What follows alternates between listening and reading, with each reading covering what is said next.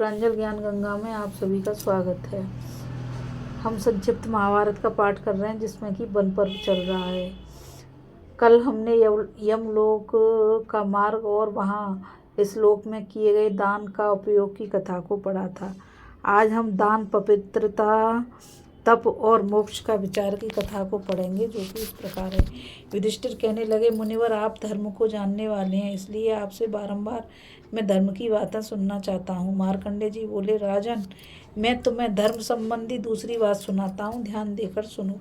ब्राह्मण का स्वागत करने से अग्नि, आसन देने से इंद्र और पैर धोने से पितर और उसको भोजन के योग्य अन्न प्रदान करने से ब्रह्मा जी तृप्त होते हैं।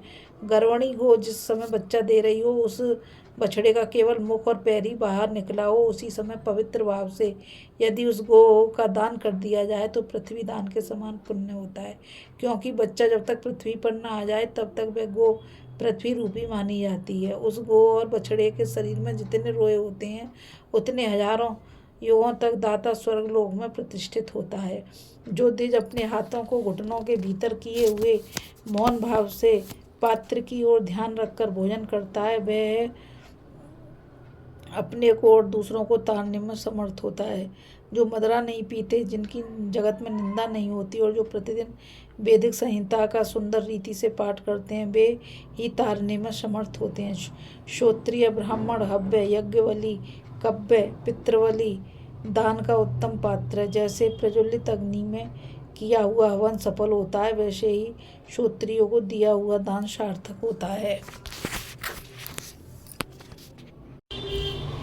युधिष्ठिर ने पूछा, मुने, अब मैं उस पवित्रता को सुनना चाहता हूँ जिसके होने से ब्राह्मण सदा शुद्ध रहता है। मार्कंडेय जी बोले, पवित्रता 3 प्रकार की होती है, वाणी की, कर्म की और जल की। इन तीनों प्रकार की पवित्रता से जो युक्त है वह स्वर्ग का अधिकारी है, इसमें तनिक भी संदेह नहीं है। जो ब्राह्मण प्रातः और साय दोनों समय की संध्या तथा गायत्री का जप करता है, गायत्री की कृपा से उसका पाप नष्ट हो जाता है।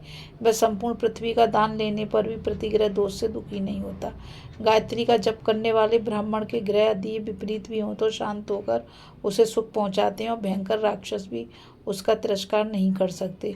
ब्राह्मण सब दशा में सम्मान के योग्य है, वह वेद पढ़ा हो या नहीं, उसके सब संस्कार अच्छी तरह संपन्न हुए हों या नहीं, उसका अपमान नहीं करना चाहिए। जैसे राख से ढकी हुई अग्नि पर कोई पैर नहीं रखता, वहाँ सदाचारी, ज्ञानी और तपस्वी वेदज्ञ ब्राह्मण रहते हों, वही स्थान नगर है। गौशाला हो या जंगल, जहाँ कहीं भी बहुत से शास्त्रों का ज्ञान रखने वाले ब्राह्मण रहते हों, वह स्थान तीर्थ कहलाता है। पवित्र तीर्थों में स्नान, पवित्र वेद मंत्रों या भगवान के नामों का कीर्तन एवं सत्पुरुषों के साथ वार्तालाप इन कार्यों को विद्वान पुरुष उत्तम बताते हैं। सज्जन पुरुष सत्संग से पवित्र हुई सुंदर वाणी रूप जल से ही अपनी आत्मा को पवित्र मानते हैं। जो मन, वाणी, कर्म और बुद्धि से कभी पाप नहीं करते, वे ही महात्मा तपस्वी हैं। केवल शरीर सुखाना ही तपस्या नहीं है।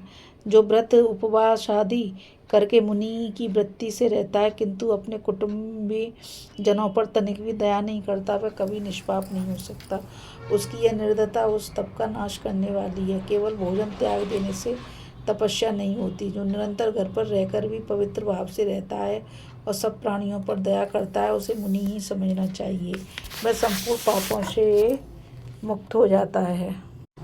राजन, शास्त्रों में जिनका उल्लेख नहीं है, ऐसे कर्मों की अपने मन से कल्पना करके लोग तपाई हुई शिला आदि पर बैठते हैं। यह सब होता है तपस्या के नाम पर पापों को जलाने के लिए, परंतु इसमें केवल शरीर को पीड़ा होती है और कोई लाभ नहीं होता। जिनका हृदय श्रद्धा और भाव से शून्य है, उसके पाप कर्मों को अग्नि भी नहीं जला सकती। दया तथा मन, वाणी और शरीर की शुद्धि से ही शुद्ध वैराग्य और मोक्ष प्राप्त होते हैं। केवल फल खाने या हवा पीकर रहने से तथा सिर मुड़ाने, घर छोड़ने, जटा बढ़ाने, पंचाग्नि तपने, जल के भीतर खड़े रहने या मैदान में जमीन पर सेवन करने से ही मोक्ष नहीं मिलता। ज्ञान अथवा निष्काम कर्म से ही जरा, मृत्यु आदि संसारिक व्याधियों से पिंड छूटता है और उत्तम पद की प्राप्ति होती है। जिस अग्नि में भुने हुए बीज नहीं उगते, उसी प्रकार ज्ञान रूपी अग्नि से भी सभी अविद्या जनित कलेशों के दग्ध हो जाने पर पुनः उन्हें आत्मा का संयोग नहीं होता। एक या आधे श्लोक से भी यदि संपूर्ण भूतों के हृदय देश में विराजमान आत्मा का ज्ञान हो जाए तो मनुष्य के संपूर्ण शास्त्रों के अध्ययन का प्रयोजन समाप्त हो जाता है।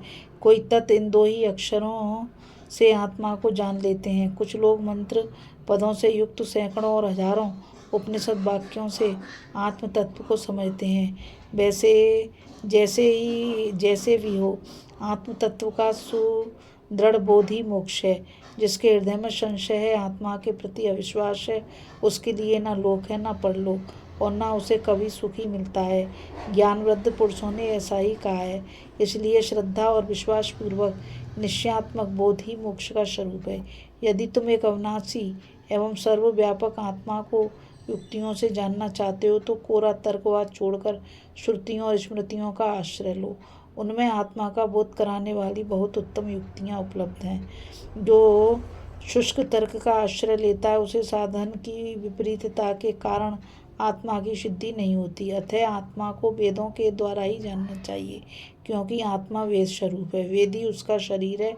वेद से ही तत्व का बोध होता है। आत्मा में ही वेदों का उपसंहार या लय होता है। आत्मा अपनी उपलब्धि में स्वयं ही समर्थ नहीं है, उसका अनुभव सूक्ष्म बुद्धि के द्वारा होता है। अतः मनुष्य को इंद्रियों की निर्मलता के द्वारा विषय भोगों को त्याग देना चाहिए।